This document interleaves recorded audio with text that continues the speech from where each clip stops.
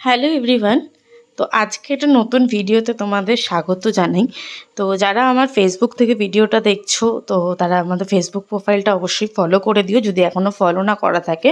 আর যারা আমার YouTube channel থেকে ভিডিওটা দেখছো, আমার ইউটিউব চ্যানেলের নাম হচ্ছে পিঙ্কিস মেমোরি। সেখান থেকে যারা ভিডিওটা দেখছো, চ্যানেলটা সাবস্ক্রাইব করা না থাকলে অবশ্যই চ্যানেলটাকে সাবস্ক্রাইব করে দিও।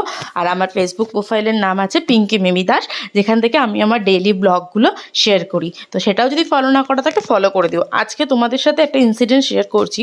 তো ইদানিং তোমরা নিশ্চয়ই যারা সোশ্যাল মিডিয়া আছো, সোশ্যাল মিডিয়া স্ক্রল করো, তোমরা নিশ্চয়ই জানো এই ভাইরাল যে ম্যাজিক ক্যান্ডেল বা বিভিন্ন ক্যান্ডেল, কালার ক্যান্ডেল তৈরি করার ভিডিওগুলো দেখেছো।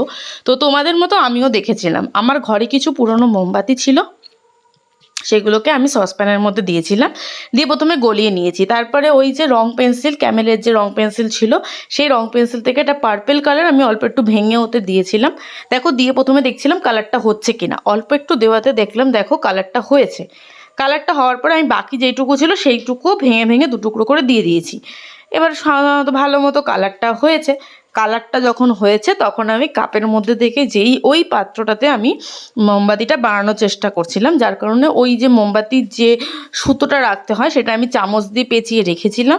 রেখে অল্প জল দিয়েছি নিচে, তারপরে আমি এই মোমটাকে ঢালছিলাম।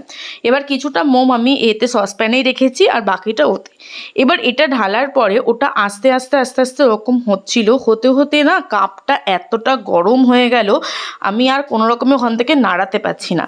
মানে ওটা গরম হয়ে অলরেডি ফেটে গেল, ফেটে বাইরে পড়ে যাচ্ছিল। আমি ওটাকে কোনো রকমে ধরে এদিকে আনতে আনতে আমার হাতে পড়ে, হাতে তো ফোসকা পড়েইছে, পুরো ছুঁড়ে মেরেছি ওখানে।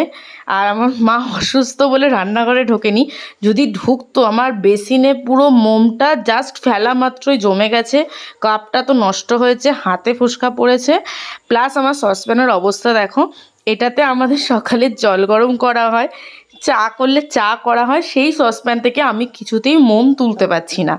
তারপরে কি করেছি, সসপ্যানটাকে আবার গরম করেছি, বাট কোনো কিছুই হয়নি। অনেক কষ্টে সব পরিষ্কার করেছি।